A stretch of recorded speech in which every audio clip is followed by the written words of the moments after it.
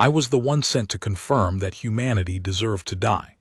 I had signed off on the deaths of 9 species before them, and I had never once doubted the work. And I want you to understand that, because it is the only way you will understand what it meant when a single human, sitting across a small table from me, said the thing that unmade everything I was. My name is Veyl. I am of the Ashteni, and I was an assessor of the ledger, and to tell you this story, I have to tell you what those words meant, because they are words that should make you afraid of me. The ledger is the oldest institution in the galaxy. It is not an empire. It conquers nothing, rules nothing, wants nothing for itself. It is something colder than an empire. The ledger exists to keep the galaxy safe, and it does this through a single terrible function. It identifies species that pose an existential danger to galactic civilization, and it removes them. Quietly, permanently, before they can grow into the threat the ledger has determined they will become. The galaxy is very old and very scarred, and somewhere in its deep past there were wars so catastrophic, species so destructive, that the survivors built the ledger and gave it this power, the power to look at a young or rising species, to assess what it would become, and to end it preemptively if the assessment was dire enough. It is genocide performed as bookkeeping. The ledger does not hate the species it exterminates. It simply balances them out of existence, the way you might cross a dangerous number off a page. And for 10,000 years, the galaxy has been, by its own grim measure, safer for it. I was an assessor. My function was the assessment itself. When a species was flagged by its behavior, its trajectory, its capacity for violence, whatever the deep algorithms of the ledger weighed, an assessor was sent to confirm the judgment before the cull was carried out. We were the final check. We went quietly to observe the condemned species up close, to confirm that the profile was accurate, that the danger was real, that the extermination was justified. And then we signed. And then they died. I had done this 9 times. 9 species assessed and confirmed and crossed off the page by my own hand, and I had slept soundly every night because I believed in the work. I believed the galaxy was safer for it. I believed I was a necessary thing, an unpleasant but righteous instrument, a keeper of the peace through the only means that had ever truly worked. I was good at my function. I was trusted. And then the ledger flagged the species from the small blue world they called Earth, and sent me to confirm their extermination. And I went, the way I had gone 9 times before, certain of what I would find. I should tell you what kind of being I was before Earth, because the change is the whole point, and you cannot measure a change without knowing the starting place. I was not cruel. That is the thing people find hardest to understand. I did not enjoy the culls. I took no pleasure in death. I was not a monster in any way I could see when I looked at myself. I was something that I have come to believe is far more dangerous than a monster. I was a reasonable being doing a monstrous thing, and doing it with a clear conscience because I had accepted a framework that made the monstrous thing seem necessary. The ledger had taught me to see species the way an accountant sees figures, as profiles, as trajectories, as risks to be managed. And once you see living beings that way, once you let the framework do your seeing for you, the killing becomes easy, becomes clean, becomes simply the responsible management of danger. I had assessed 9 species and felt nothing but the quiet satisfaction of a difficult job done well. I had looked at billions of living beings and seen only a number that was too high, a risk that had to be balanced, a line item to be zeroed out. That was what I was when I went to Earth. Not evil, worse than evil, efficient. And I tell you this so that you understand. The human across that table did not have to defeat a monster. They had to do something much harder. They had to make a reasonable being see, for the first time, the thing his reasonable framework had been built to keep him from seeing. There was one of the 9 that I had not, if I am honest, fully managed to forget. And I mention it now because it was the small unhealed place that the humans would eventually press upon, though I did not know it yet. The 3rd species I had assessed had been a gentle people, by the standards of the profile. Their danger had been potential rather than realized, a trajectory rather than a history, and when I went among them to take their measure, I had been hosted by a family in the way of that species, and there had been a child, a small one.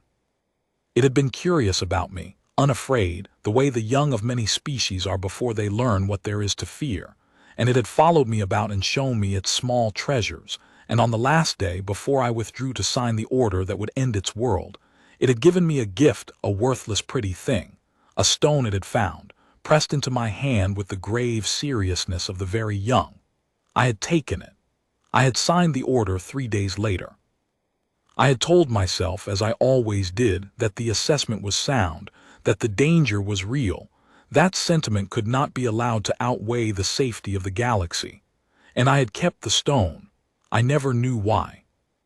I had carried it, assessment after assessment, a small, smooth, worthless thing at the bottom of my belongings, and I had never looked at it, and I had never thrown it away. I think now that it was the one part of me that the ledger's framework had never quite managed to kill, the part that knew, underneath all the reasonable accounting, that I had taken a gift from a child's hand and then murdered the child's entire species, and that no profile in the galaxy could make that into a clean thing. I did not think about the stone on my way to Earth, but it was there. It was always there, and the humans somehow were about to reach the exact place where I kept it. I want to tell you about the profile, because it is the beginning of everything, and because it was, I would learn, both completely accurate and completely wrong. Humanity's profile was one of the worst the ledger had ever generated. I read it on the way to their system, the way I always read the profiles, with the cool attention of a professional reviewing a case. And it was damning.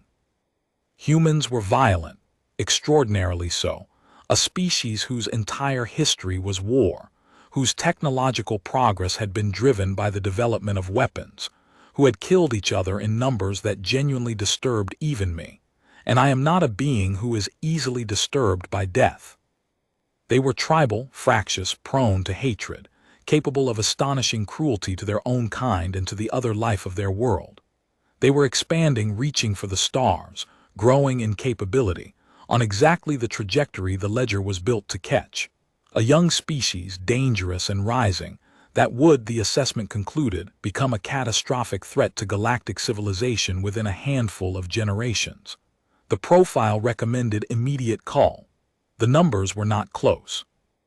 By every measure the ledger used, humanity was precisely the kind of species the ledger existed to remove, perhaps the clearest case I had ever been assigned. I read the profile and I did not doubt it. I looked at the record of human violence and I thought, yes, this is a threat. This is exactly the kind of thing we exist to stop. I went to Earth fully expecting to confirm the judgment, sign the order, and cross another dangerous species off the page. And here is the thing I have to make you understand, because it is the trap that the ledger had built and that I had lived inside my whole life. Every single thing in that profile was true. The ledger did not lie. Humanity was violent. Their history was a history of war. They had done terrible things to each other in numbers that should appall any decent being. If you wanted to assemble a case for humanity's danger, the material was all there, real and undeniable, written in human blood across human history. The profile was not a slander. It was a careful, accurate, devastating account of everything humanity had ever done wrong. And it was, for all that, completely wrong about humanity, not because any single fact in it was false, but because it had measured only one half of a thing that cannot be understood by halves. The ledger had counted every war humans had ever fought. It had not counted, could not count, did not even have a category for, the thing that lived in humans alongside the violence, the thing that the violence existed in tension with, the thing that no profile of weapons and wars could ever capture. The ledger saw what humans were capable of at their worst, catalogued it with perfect accuracy, and concluded that this was what they were. It never occurred to the ledger, it could not occur to a thing built only to weigh danger, that a species could be all of that every terrible thing in the profile, and also be something the profile had no instrument to measure. I did not understand this yet. I would understand it across a small table, in a single sentence from a single human. But the seed of it was already there in the profile itself, in the strange completeness of its condemnation. It was too damning. Real things are never only one thing.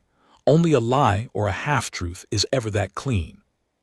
The protocol for a confirmation assessment is specific, and it is the thing that put me in a room with a human. We do not exterminate from a distance, blindly.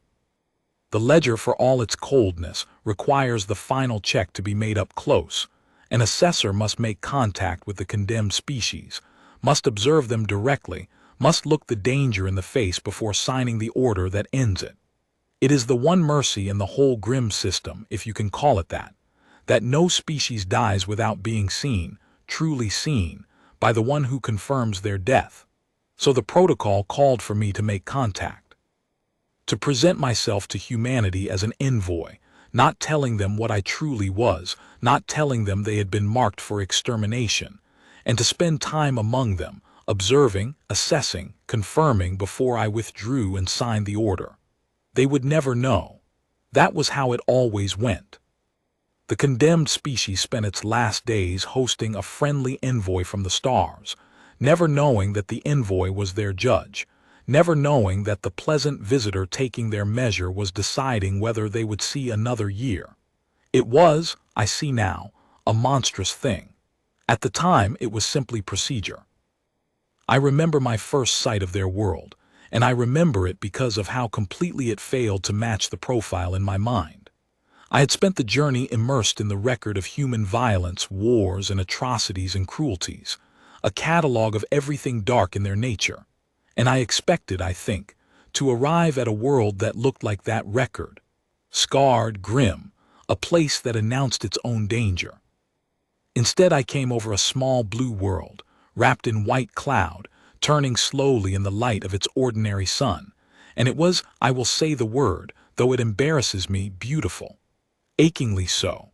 A blue and green and white world, full of water and weather and life, the kind of world that is rare and precious in a galaxy of dead rock and poisoned air. I looked down at it from my approach, and I felt a thing I was not supposed to feel, a small involuntary catch, the feeling any living being has looking at a living world. Something good lives there. I pushed it down. I had felt versions of it before, over other condemned worlds, and I had learned to discipline it, because an assessor cannot afford sentiment. A beautiful world can still house a dangerous species. The two have nothing to do with each other. But the feeling had come, unbidden, and I noted it, the way you note a small malfunction in an instrument you trust, and I told myself it meant nothing. I did not yet know that the instrument was not malfunctioning. It was working perfectly. It was telling me the truth that the profile could not, and I had simply trained myself across 9 worlds not to listen to it. So the protocol called for me to make contact, and I descended to their world, and I prepared to meet the condemned and quietly take their measure. And that is when humanity did the thing no condemned species had ever done. But humanity did something that no condemned species had ever done. They knew. I do not to this day fully understand how, whether they had intercepted something, decoded something, simply guessed from the pattern of a galaxy that had gone silent around them. But when I arrived, presenting myself as a friendly envoy, prepared to be hosted and to quietly take their measure, I found that the humans I met were not fooled. They knew what the ledger was. They knew they had been marked. They knew, somehow, that the envoy who had come to them with a pleasant face was there to confirm their execution. And instead of attacking me or pleading with me, or doing any of the things a cornered species does, they invited me to sit down. They put me at a small table, across from a single human, and they told me calmly that they knew why I had really come. And then they said they wanted to give me a message to take back, one message, before I signed. I have to tell you how deeply this unsettled me, because nothing in 9 assessments had prepared me for it. The condemned do not behave this way. I had seen the full range of how a species meets its judge, though they never knew that was what I was. I had seen the desperate friendliness of species trying to impress an envoy they hoped would speak well of them. I had seen suspicion and fear, and once when a species half-guessed the truth, a panicked attempt to take me hostage. I knew the shapes of how the cornered behave, but I had never seen this. I had never been simply, calmly told, "We know what you are.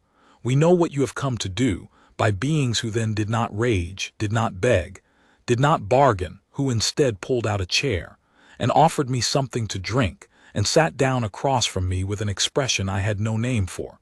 Something that was not fear and was not anger, but was, if anything, closer to sorrow. They looked at me, the being who had come to end them, the way you might look at someone who was about to make a terrible mistake, not with hatred, but with a kind of patient grief on my behalf, as though my coming to kill them were a tragedy that was happening to me as much as to them. It made no sense.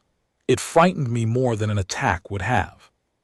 And underneath the fright, for the first time in 9 assessments, something stirred that I did not recognize and did not want. A flicker of doubt, small and cold, the first crack in a certainty I had carried unbroken across 9 exterminations. These were not behaving like the monsters in the profile. I told myself that this was a trick, a manipulation, a clever species trying to play on an envoy's sympathies, but I did not fully believe it even then. You can feel the difference, when you have seen as much death as I had, between a performance and a thing that is real. And whatever was in that room, across that table, was not a performance. And there were the small things in the days before they brought me to the table, the things that were not part of any plan to sway me, because the humans did not know I was watching them the way I was watching them, did not know that an assessor watches everything. I saw a human stop in a busy place to help another who had fallen, a stranger, no one to them, helped up and steadied and sent on with a touch to the shoulder, for no reason and no reward. I saw the young of their species cared for with a tenderness that the profile of their violence had not led me to expect. I saw an old human feeding small wild creatures that served no purpose, simply because the creatures were hungry and the human had food. I saw everywhere I looked, alongside the violence the profile had catalogued, and the violence was real. I saw that too. The hardness and the anger and the capacity for cruelty were all genuinely there. 1,000 small, unrewarded kindnesses, woven through the ordinary hours of their lives, given freely, expected of no one, recorded in no profile. The ledger had sent me a record of every cruelty humanity had ever committed. It had not sent me this. It had not sent me the human helping the stranger up, because that is not the kind of thing the ledger counts. And watching those small kindnesses accumulate, day after day, I felt the cold flicker of doubt grow into something larger, something I had no procedure for, a question I had never once had to ask in 9 assessments. What if the profile, for all its accuracy, is measuring the wrong thing? Let me tell you about the human who sat across from me, because in the end she was the message, more than the words she spoke, and I want you to see her the way I saw her. Her name was Naomi Ademi.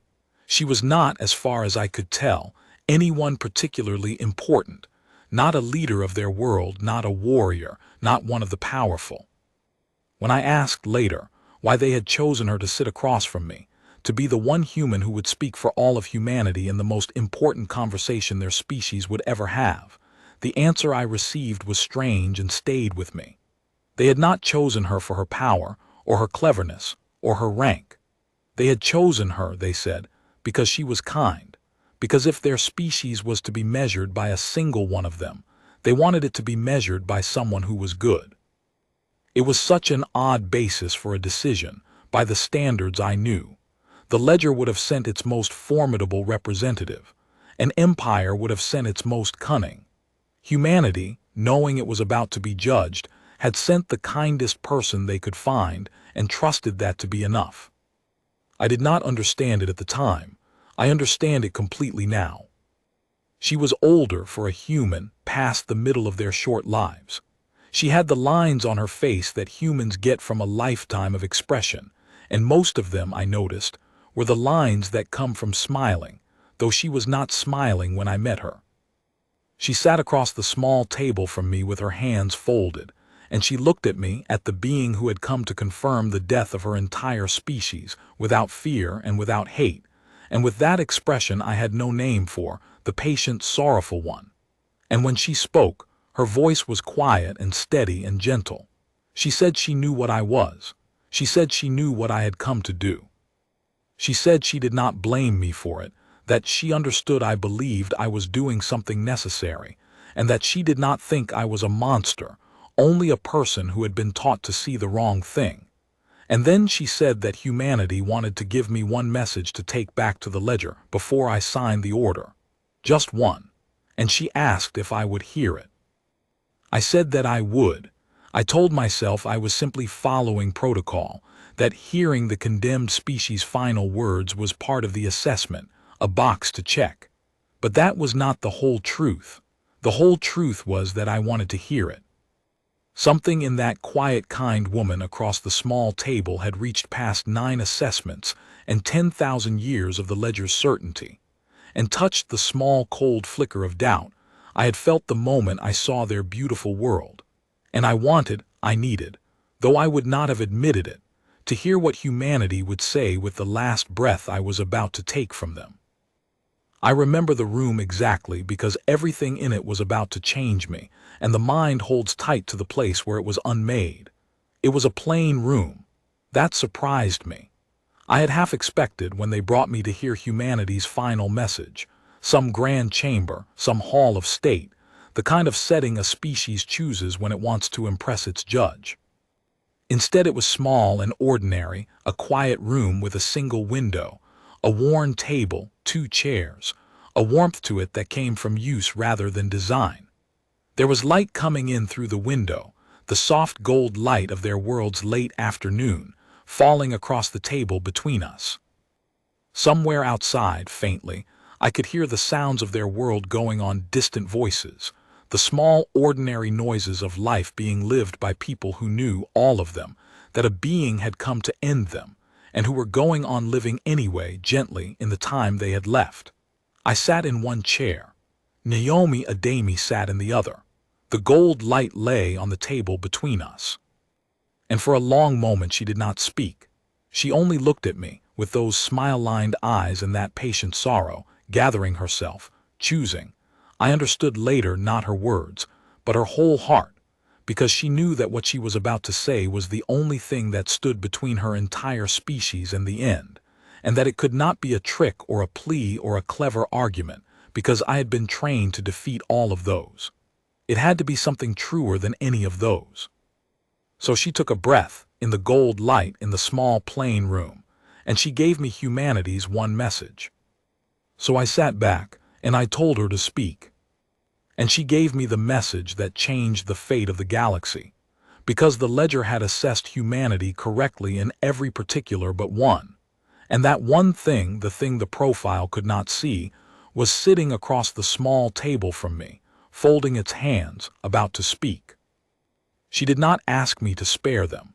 That is the thing I have never been able to make anyone understand. The one message humanity chose to give the being who had come to exterminate them, the single thing they decided to say with the last breath I was about to take from them, was not a plea for their own lives. It was an offer to save mine.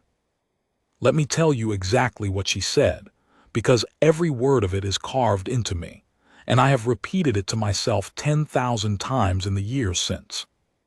Naomi Adami looked at me across that small table in the gold afternoon light, and she said, "We know what you are, and we know what's been done to you. We've watched the galaxy go quiet around us, and we figured out what that means, and we know you've come to put us in your ledger and cross us out. We're not going to fight you. We can't, and even if we could, that's not the message. The message is this." And she paused, and she chose her words with great care, and she said, "We know that you've done this 9 times before. We know that you carry it. We can see it on you, what it costs to be the one who signs. No one should have to carry that, not even the one who's come to kill us. So before you sign, we want you to know that we forgive you, not because we agree with it." Because we can see that you're a person too, and you've been made into an instrument for something terrible, and someone should tell you before the end that you don't have to be alone with it. That's all. That's the whole message. We forgive you and we're sorry for what it's done to you, and whatever you decide, you don't have to carry it alone. And then she said one more thing, quietly, almost as an afterthought, though I have come to believe it was the truest part of all. She said, "We thought about a lot of things we could say to you. People argued about it. Some wanted to threaten you, some wanted to beg, some wanted to try to prove to you that we deserve to live.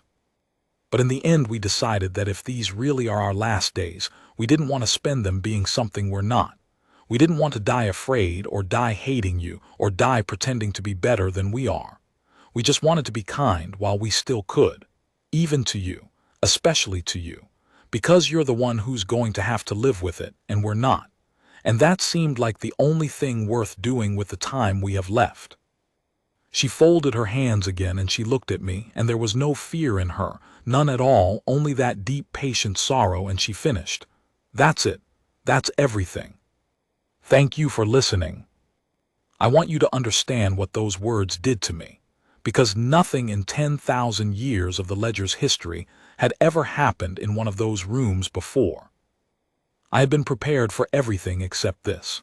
I had been prepared for pleading. I had hardened myself against pleading, against the desperate arguments of the condemned for why they should be allowed to live. I had been prepared for hatred, for rage, for a species spitting its fury at its executioner. I had been prepared for cleverness, for a species trying to bargain or manipulate or frighten me into staying my hand. The Ledger had trained me against all of it. An assessor is, above all, a being who cannot be moved by the self-interest of the condemned, because the condemned will always argue for their own survival, and you cannot let that argument land. But Naomi Adami did not argue for humanity's survival. She did not mention it. She had looked across the table at the being who had come to murder her entire species, and the thing she had chosen to do with that moment. The one thing, the message her whole world had agreed to send, was to look at me, at my burden, at the cost of the thing I had been made into, and to offer me the only thing she had to give, forgiveness, and the lifting of my loneliness, freely, expecting nothing, with her own death and the death of everyone she loved already certain in the room. I tried at first to defend against it. That is the part I am least proud of and most need to tell you, because it shows how deep the framework went. Even as her words landed, my training rose up to meet them, and a cold voice in me said, "This is the most sophisticated manipulation you have ever encountered. This is a species clever enough to know that pleading would fail, and so it has found the one approach an assessor is not trained against. It has chosen to appear to care about you, precisely because it calculates that this will move you where nothing else could. Do not be fooled. The forgiveness is a tactic. The compassion is a weapon. It is still underneath, a species fighting for its survival only by subtler means. I clung to that. I wanted it to be true, because if it was true then nothing had to change, and I could withdraw and sign and remain the being I had always been. And I looked at Naomi Adami, looking for the tell, the flicker of calculation, the performance underneath the words, and it was not there. That was what broke the defense. I had spent a lifetime learning to see the difference between a species performing virtue to save itself and a being who simply, actually, meant what they said, and everything I had learned told me that this woman meant it, all the way down, with no calculation anywhere in her, that she had looked at her killer and felt real compassion for him, and had told him the truth of it with nothing held back and nothing wanted in return. You cannot fake the thing she had. I had seen 10,000 fakes. This was not one. And the moment I knew that, the moment my own hard-won expertise confirmed that her kindness was real, the defense collapsed, and the truth came through, and there was nothing left to stop it. There was no category for that. Do you understand? The entire architecture of the Ledger, the whole logic I had served for my entire life, was built on a single foundational assumption, that a species, faced with its own extermination, will act to preserve itself. Everything followed from that. The danger of a species was measured by what it would do to survive and to win: its violence, its will to power, its capacity to become a threat. And the assessment process was built to be immune to a species' efforts to save itself, because those efforts were exactly what we were judging. The whole system assumed that in the end, every species cares first about its own survival and acts from that and can be understood through that. And humanity, in the most extreme moment a species can face with its own extinction certain and immediate, had simply not done that, had not acted from self-preservation at all, had looked at its executioner and felt compassion for him, had used its last breath not to beg for itself, but to comfort the one who had come to kill it. There was no place in the ledger for that. No profile could generate it. No assessment could account for it. It was data the system was not built to receive, because the system had been built by beings who could not imagine it, who could not imagine a species that, condemned, would think first of the pain of the one who condemned it. And I saw, in that moment, the thing the ledger had gotten wrong for 10,000 years, the flaw at the root of everything, the flaw that had murdered 9 species before humanity and would have murdered humanity too. The ledger measured what a species was capable of at its worst, and called that the species' danger, and it was not wrong to do so. The worst was real, and humanity's worst was very bad indeed. But it never measured what a species was capable of at its best. It had no instrument for the best. It could see the war but not the kindness, the weapon but not the hand that helps a stranger up, the capacity for cruelty but not the capacity, present in the very same beings, woven through the very same nature, for a compassion so deep that it could survive even the certainty of death. And a species cannot be judged by its worst alone, any more than a person can. The same humanity that had filled the profile with its wars was the humanity that had sent its kindest member to forgive her executioner. Those were not two different humanities.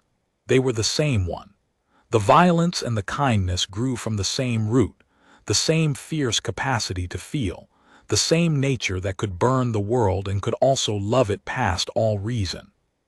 The ledger had seen half of that nature, the dangerous half, and concluded that the half was the whole, and on the strength of that half-seeing had sentenced a species to death. It was the oldest mistake there is, dressed up as the coldest science, to look at the worst of someone and decide that the worst is all they are. I had built my life on that mistake. 9 species had died of it. And a kind woman in a gold-lit room had just shown it to me, undeniably, by being the thing my framework swore could not exist. And it reached the place where I kept the stone. I have to tell you about the stone now, because this is the moment it surfaced after all those years, unbidden, with a force that nearly broke me. As Naomi Ademi sat there having just offered forgiveness to her executioner, I felt physically, in my body, the small, smooth shape of the stone at the bottom of my belongings, the gift a doomed child had pressed into my hand 3 exterminations ago, the thing I had carried and never looked at and never thrown away. And I understood all at once why I had kept it. I had kept it because some part of me had always known that the children were real, that the kindness was real. That when a small, condemned creature pressed a gift into my hand, it was not data to be discounted as sentiment. It was the truth, the actual truth, breaking through the framework that had been built to hide it from me. I had murdered 9 species, and every one of them had contained children who gave gifts, and strangers who helped strangers, and beings who, in their last moments, might have done what Naomi Ademi was doing now if only I had ever once let myself stay in the room long enough to see it. I had not let myself. The framework had taught me to withdraw before I saw too much, to assess from a safe distance, to keep the condemned as numbers so that I could cross them out. And now a human had refused to let me keep my distance, had looked at me, named my burden, forgiven me, and dragged into the light the thing I had spent 9 exterminations and 1 carried stone refusing to know, that I had been killing people. Not profiles, not dangers, people. People exactly as real as the kind woman across the table, who was about to die by my hand, and who had used her last words to ease my pain. I did not sign the order. I think you have guessed that by now. But I want to tell you that the not signing was not a decision, not at first. It was a collapse. Something in me that had held firm across 9 exterminations simply gave way, all at once, in that gold-lit room, and I found that I could not do it. I could not cross out Naomi Ademi. I could not cross out the world that had sent its kindest person to forgive me instead of fighting me. I sat across the table from her, and I, an assessor of the ledger, a being who did not weep, who had never wept, I wept.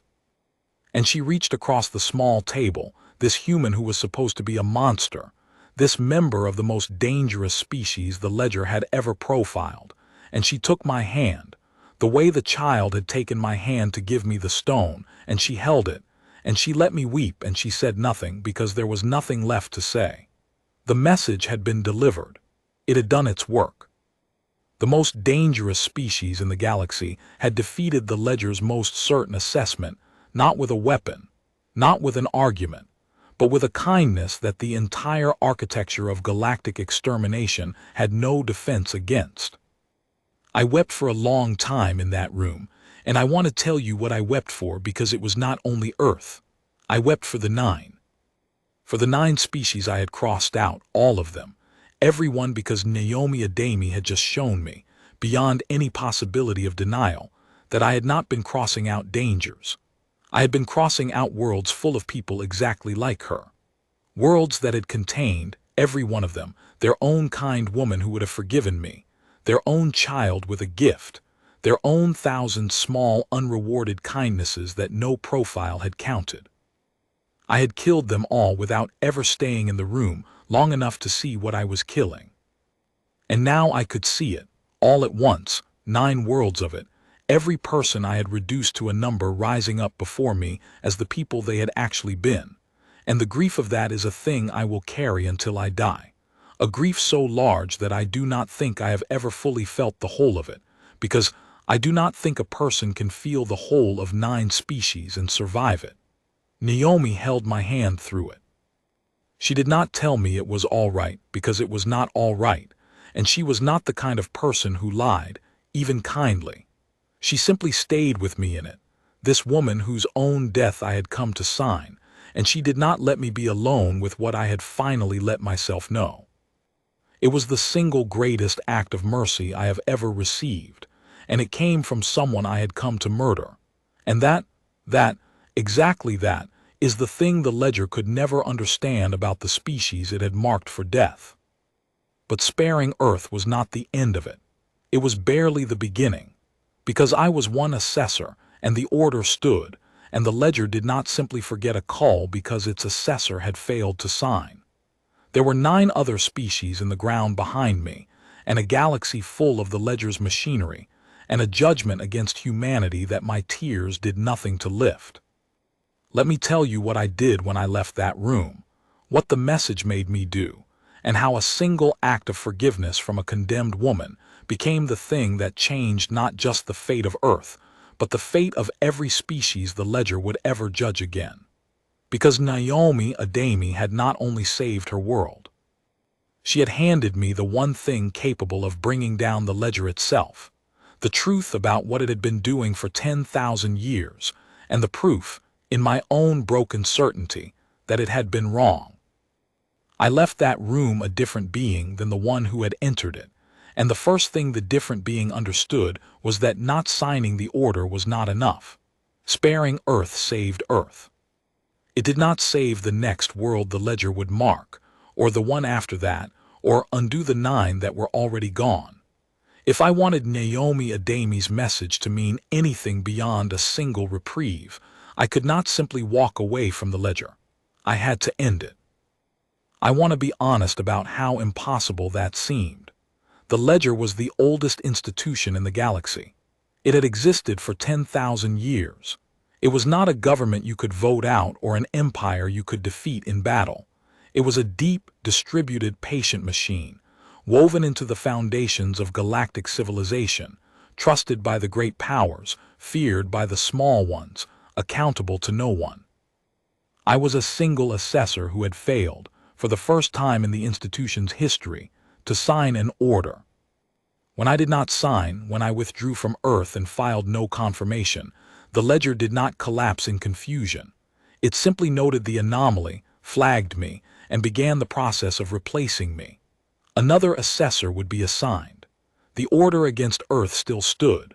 My refusal had bought humanity time, nothing more, a delay while the machine corrected for the faulty component, which was me.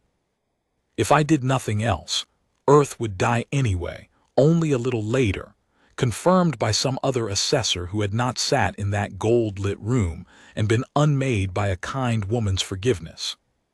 So I did the thing that no assessor had ever done. I took what I knew and I made it public. Here is the thing the ledger had always depended on, the secret at the heart of its power. No one really knew.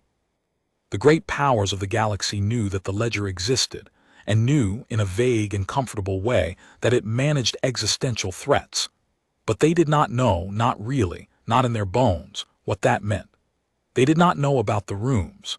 They did not know that the ledger sent envoys with pleasant faces to spend time among the condemned, to be hosted and welcomed by beings who did not know they were being measured for death. They did not know about the children with their gifts. They did not know that managing existential threats meant, in practice, exterminating entire species on the basis of a profile that counted only their capacity for harm and had no instrument for their capacity for good. The ledger survived because it did its work in the dark, wrapped in the comfortable abstraction of safety, and because no one who knew the details was ever in a position to tell. I was. I had sat in the room. I had been unmade in it. And I knew now the one thing that could bring the whole edifice down, the truth, told by someone who had been on the inside, with the proof of 9 exterminations and the testimony of what really happened in those final rooms. So I told it, all of it. I gathered everything, the profiles, the records of the 9, the procedures, the truth of what an assessor actually did. And I brought it, along with Naomi Adami's message and the account of my own unmaking, to the powers of the galaxy and to anyone who would listen. I did not have a fleet, or a weapon, or any power at all except the truth and the credibility of a being who had done the ledger's work and could no longer bear it. And I want to tell you what I led with, because it mattered more than all the records. I led with the message. I told the galaxy that the most dangerous species the ledger had ever profiled, condemned to die, certain of its death, had used its final words not to fight or to beg, but to forgive its executioner and to ease his loneliness, and that this thing that the ledger's entire logic said could not exist, was the truth about who that dangerous species actually was.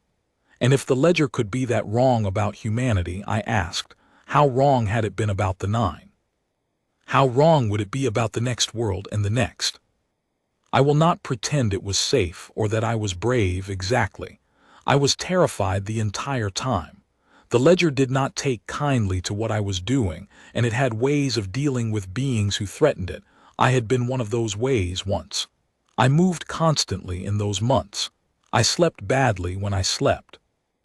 I knew that at any moment the institution I had served could decide I was a threat to be balanced, the way I had balanced 9 species, and cross me out, and there would be no kind woman to forgive whoever they sent. More than once I was certain it was about to happen. More than once I came close to stopping, to going quiet, to disappearing somewhere and letting the truth disappear with me. What kept me going was not courage. It was the room. It was Naomi Adami's hand on mine while I wept, and her voice saying you don't have to carry it alone, and the unbearable knowledge that if I went quiet now, she would have forgiven me for nothing, that the kindness she had spent her last strength on would have bought a single reprieve, and then died with me in the dark. I could not let that be what her mercy amounted to. She had given me the truth at the cost of her own dignity in her final days, choosing to spend them comforting her killer. The least I could do was carry it where she could not into the light, whatever it cost. So I stayed in the open. I kept telling it, and slowly, against all my expectation, the telling began to work. I did not expect it to work. I expected to be silenced quietly, the way the ledger silenced inconvenient things. But Naomi Adami had understood something I had not, when she chose forgiveness over argument, and it turned out to be the key to everything. She had understood that you cannot argue a galaxy out of a 10,000-year-old comfort, but you can break its heart.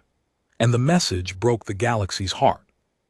The story of the condemned woman who forgave her executioner spread in a way that no list of statistics ever could have spread, because it was human, because it was small and true and unbearable, because every being who heard it imagined themselves in that gold-lit room and knew, in their own heart, that a species that produces a Naomi Ademi cannot be only a danger to be crossed out. The abstraction the ledger depended on shattered against a single act of kindness. People who had vaguely supported the ledger's grim necessity for 10,000 years suddenly could not look at it, because they could no longer not see the rooms, the children, the kind woman holding her killer's hand. You cannot keep exterminating species in the dark once the galaxy has wept over one of them. The dark was where the ledger lived, and the message had turned on the light. I watched it spread, and it taught me something about the galaxy that I had never known in all my years of serving its machinery of safety. I had believed, the ledger had taught me to believe, that the galaxy was a cold place, governed by fear and calculation, where the only language anyone truly understood was power. And in many ways it was. But the message reached something underneath all that, something I had not known was there, in species after species, world after world. It turned out that the cold, calculating galaxy was full of beings who, when they heard the story of Naomi Ademi, wept, beings who had their own kind women, their own children with gifts, their own buried knowledge that the way the strong managed the weak was a quiet horror they had agreed not to look at. The message gave them permission to look. It gave them a single human face to put on 10,000 years of abstract necessity, and once they had seen that face, they could not unsee it, and they could not go back to pretending the necessity was clean. One woman in one room choosing kindness, and it turned out that almost everyone, everywhere in their deepest heart, recognized that kindness as the realest thing they had ever encountered, more real than all the ledger's grim arithmetic, and worth more. That was the secret Naomi had known and I had not. Not that the galaxy was good. That the galaxy was hungry for permission to be good, and had only ever needed someone to show it that the permission was real. The ledger did not survive it. Not quickly, these things are never quick, but the institution that had murdered species for 10,000 years could not withstand being truly seen, and the seeing had begun, and it did not stop. There were inquiries. There were reckonings. Great powers, shamed, withdrew the authority they had granted in the comfortable dark. The assessors, those who had done what I had done, 9 times, 90 times, were called to account, and some of them, hearing the message, broke as I had broken. The machine came apart slowly, truth by truth, until the ledger was gone, and with it the power of any institution to look at a young species, weigh only its capacity for harm, and cross it out before it ever had the chance to become what it might also have become. That is what Naomi Ademi's message did. It did not just save Earth. It ended the thing that would have killed Earth and every world like it forever. One kindness, offered in a small room by a woman who knew she was going to die, unmade the oldest machinery of death in the galaxy, not by fighting it, but by being the one thing it could not survive being shown. Earth lived. Humanity lived. They never became the catastrophe the profile predicted, though I will not pretend they became gentle either, because they did not. They remained exactly what they were, violent and kind, terrible and tender, the whole contradictory truth of them that the ledger had only half seen. But they took their place in the galaxy as themselves, the whole of themselves, and the galaxy was richer and stranger and more alive for it. And no machine ever again presumed to decide that a species' worst was the whole of what it was. Naomi Ademi did not live to see most of it. She was old when I met her, and humans are brief, and she died not many years after of nothing dramatic in the ordinary human way. I was with her at the end. I had stayed, you see. I had nowhere else I belonged, and Earth had taken me in, the executioner who had been unmade by their kindness, with a grace that still astonishes me. I held her hand at the end, the way she had held mine in that gold-lit room. And I gave her something before she went. I gave her the stone, the small, smooth, worthless, pretty stone that a doomed child had pressed into my hand 3 exterminations ago, the thing I had carried and never looked at and never thrown away. I told her what it was. I told her it was the only thing I had ever kept from the 9, the one piece of all that death that I had not been able to let myself forget, and that I understood now why I had kept it, because it had been waiting for her. Because the child who gave it to me had been trying to tell me the same thing she had told me, the thing the ledger could not hear, that they were real, that they were people, that kindness given freely by the doomed is the truest thing in the universe, and the one thing no machinery of death can ever account for. She held the stone in her old hand, and she smiled with all those smile lines, and she said it was a good thing to have carried. And then she was gone. I have lived a long time on earth since, longer than Naomi did. My kind are not as brief as hers. And I want to tell you what it has been like, because it is the strangest and the best part of all of this. I expected, when Earth took me in, to be hated, and I would have understood it. I had come to murder them, and they knew it, and a being who had crossed out 9 worlds has no right to expect welcome from the 10th. But they did not hate me. They did the thing that Naomi had done in the room, the thing that is apparently simply who they are, underneath all the violence the profile cataloged so carefully. They looked at me, at the worst thing I had ever been, and they did not decide that the worst thing was all I was. They let me become something else. I have a place among them now. I tend a garden of all things. I, who crossed out 9 worlds, spend my days helping small green things grow, and the humans who pass nod to me as though I were any neighbor, as though the executioner in the garden were simply another part of the strange, tender, contradictory life of their world. I keep a small stone on a shelf where I work. Not the one I gave Naomi, that went into the ground with her, as it should have. A different one that I found here on earth, in the ordinary dirt of the world I had come to end. I keep it to remember what I was and what unmade me, and the kind woman who held my hand in the gold light and gave me, with her dying breath, the thing I had spent 9 exterminations refusing to know. Earth was marked for extermination. The most dangerous species in the galaxy, condemned to die, certain of its death, and it changed the fate of the galaxy forever, not with a weapon, not with a fleet, not with any of the things the profile feared. It changed everything with a single message, offered across a small table by a kind woman to the being who had come to kill her. We forgive you, and you don't have to carry it alone. The ledger had spent 10,000 years measuring what species would do to survive. It never once measured what they would do for each other freely at the end, when survival was already lost. That was the thing it could not see. That was the thing that brought it down. And I, who had crossed out 9 worlds, spent the rest of my life carrying the truth that a doomed woman gave me with her dying kindness. That you can know everything about what a people is capable of at their worst, and still know nothing at all about who they really are, until you have sat in a small room in the gold light and let them show you.